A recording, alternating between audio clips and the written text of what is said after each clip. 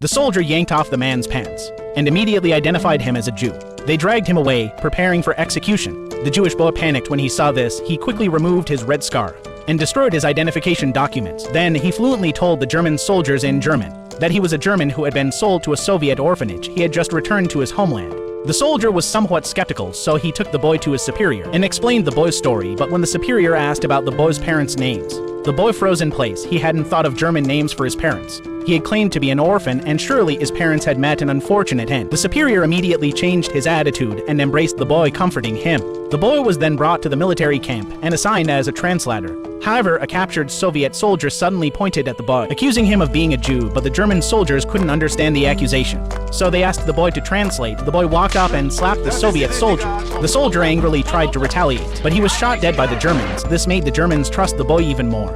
Yet the boy constantly thought of escaping back to the Soviet Union. One day, he eagerly ran toward the Soviet forces, but the Soviet soldiers raised their hands and threw down their weapons. The boy quickly turned around and saw German reinforcements right behind him. They even mistakenly thought it was part of the boy's plan. The commander was impressed and praised him, deciding to send him to military school for further education. He thought he'd be safer there, but the people there hated Jews even more. The boy had to be extra cautious even when he went to the bathroom. He would double-check the lock on the door to fit in as a German. The boy even practiced the Nazi salute in front of the mirror.